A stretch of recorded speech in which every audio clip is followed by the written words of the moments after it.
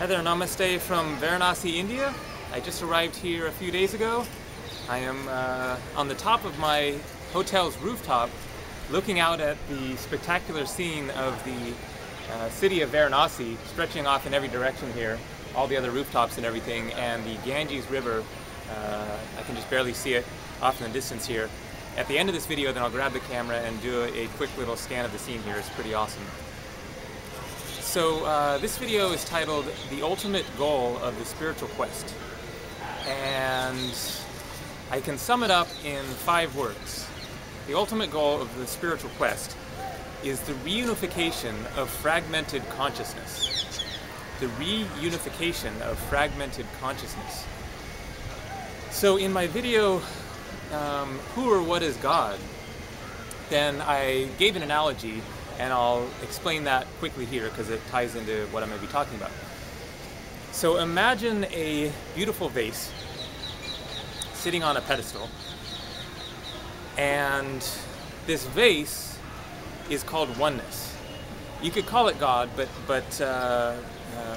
for the purposes of explanation, then we're going to call this vase oneness, and then I'll explain what God is in relation to this oneness in just a second. So imagine this beautiful, perfect vase, and then you take a baseball bat and you swing this baseball bat through this vase as hard as you possibly can, and it sends the vase, the beautiful, perfect vase, scattering off in, a million, billion, trillion different little tiny pieces. So this shattering of the vase is the beginning of what we call separation. The contrast from oneness. And that which we call God is a especially large piece of this vase that was kept intact. So the vase goes flying off in every direction, and there are tiny little dust particles, there are small fragments of this vase, and there are somewhat larger pieces of this vase left intact. And so that which we call God is an especially big piece of this vase that is still intact, while we are a tiny little dust particle from the original oneness. And so we look up to this large piece of the vase as if it is this incredibly magnificent, perfect thing or being in relation to us. And I don't mean to discount God here at all. That piece of the vase is in fact very amazing and incredible and magnificent compared to us, but it is not perfect in the sense of being whole, of being one, because God is not truly in a state of oneness without us. We are a part of the oneness. We are not like clay pots or something manufactured by God. We are an essential aspect of the oneness. And so that is the point of this analogy, is to understand that all consciousness comes from this original oneness, and ultimate oneness requires all consciousness inevitably, eventually coming back together. And that us and God are from the same base, the same source. We are the same thing, but different manifestations of it, separated, fragmented, because of this initial experience of separation that sent everything flying off into little tiny pieces. So the reunification of fragmented consciousness is the process of bringing back together that which was initially all together as one. So when we talk about separation and oneness, then that is what we're talking about. There is a dichotomy in which things are simultaneously perfect and all one, because that is our original nature, and the fragmenting of the oneness was part of the plan. That was an experience to be had in order to understand that oneness. When we ultimately come back together into oneness, that was part of the experience of contrast and of coming to a greater sense of who we are. So there is a process in place, as I understand it, of that original, or pardon me, that larger piece that we're calling God, seeking for everything to come back together into oneness again. So things have been flying apart in the separation, and there is a desire on the part of God for things to come back together, and things have been coming back together over time, over a long period of time, of God figuring out how to make this all work, and also getting the desire on the part of these other separate spirits to also come back into oneness, because it requires our own desire, our own will. God isn't the master who simply puts everything together, but there must be the similar desire on the part of the other pieces of this oneness to come back into oneness as well, because within that experience of separation, then there are very different intentions and motivations and desires of these different pieces of the oneness. Some still want to continue flying apart in separation, and some want to reverse that flow outwards and start coming back together, back towards the oneness. So the reunification of fragmented consciousness. So the spiritual quest then is basically a mirror of that which God is bringing forth himself / herself, this desire for things to come back together, and those who also desire to bring things back together, back towards oneness, are doing so within themselves, bringing their own consciousness back into reunification, back towards a experience of oneness, as opposed to flying apart in separateness. So how exactly to do this is a kind of a complicated, complex, multi-layered, multifaceted process and path of figuring out how to bring oneself back into a state of oneness, and how to reconnect with lost parts of one's own being, and fit those lost parts of one's own being back into oneself. So we are kind of like puzzles that got scattered, and we have to put the pieces back together. But you don't just take all the pieces and throw them in a bag and call that a puzzle. You have to get these specific pieces to interlock together appropriately as they are meant to. You don't just take two random pieces and put them together.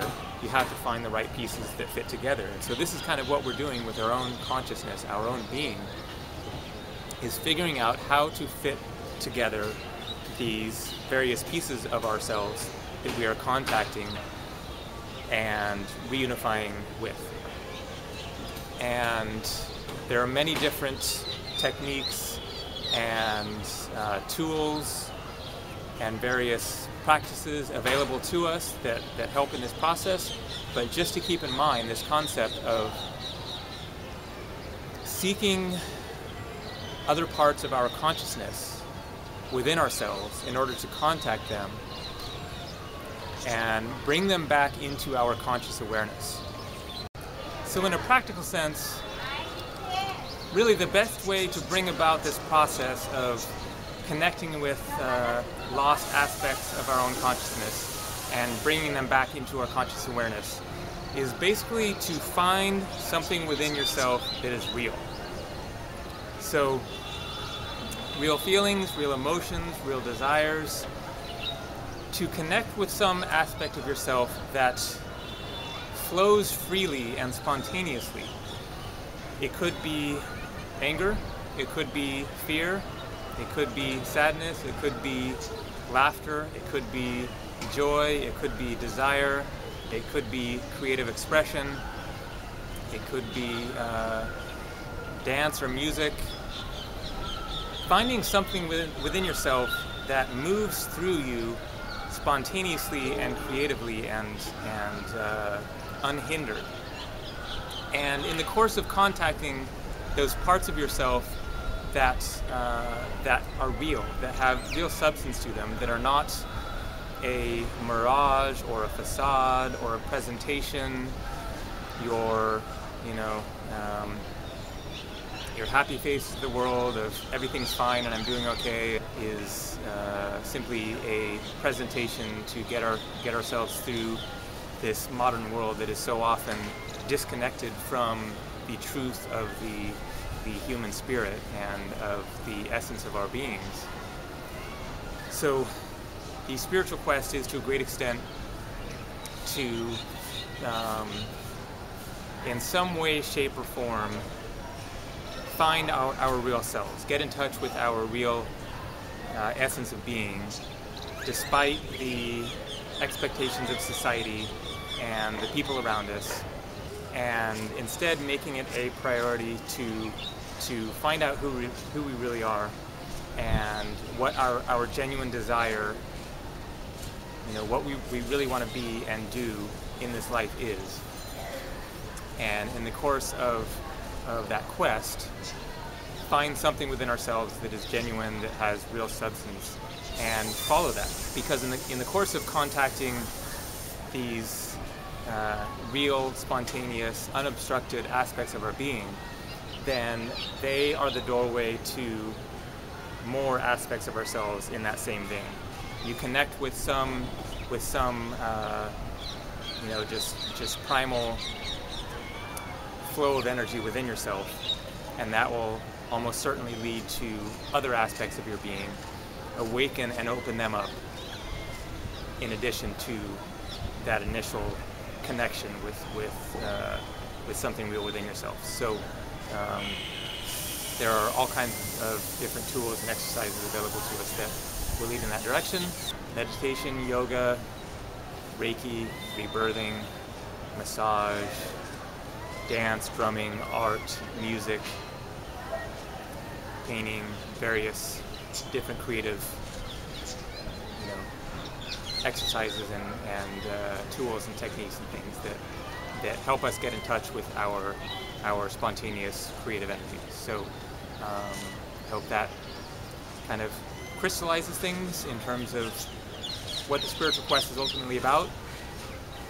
That of bringing together the parts of ourselves that we have become disconnected from in the course of our human lives, of getting lost on the path, getting lost in the physical material world and societal expectations, and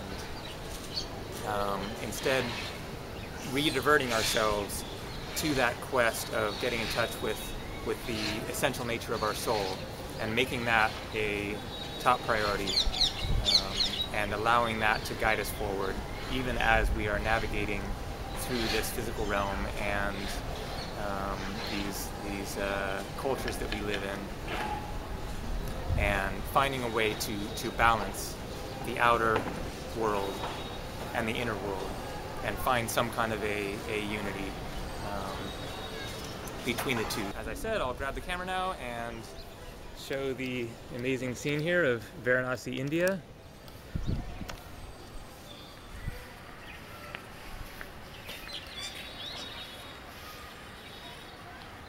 Lots more rooftops off in the distance. You probably can't quite see, but if you look closely, there's a couple of monkeys hanging out there. There were monkeys on this rooftop just before I started doing the video, and I had to scare them off just to make sure they didn't steal my camera or anything. The Ganges River, you can see off in the distance there. There's a bridge there. It's just behind these buildings. There's another little glimpse of it there. Other side of these buildings here, then there are what are known as ghats, which are stone steps that go down to the river, and they stretch for a full kilometer or so. You can just walk along the ghats and they have different names. You can tell someone, I'll meet you at Dasaswamedgat, or I'll meet you at Alsigat, or such and such restaurant or guest house is near such and such gat. It's a fascinating place to hang out and just watch India happen. People swimming in or bathing in the Ganges, doing their laundry, sadhus meditating, other tourists just walking along, checking things out. So anyway, there you go, a quick view of Varanasi. I'm now going to go grab some breakfast. I'm starving.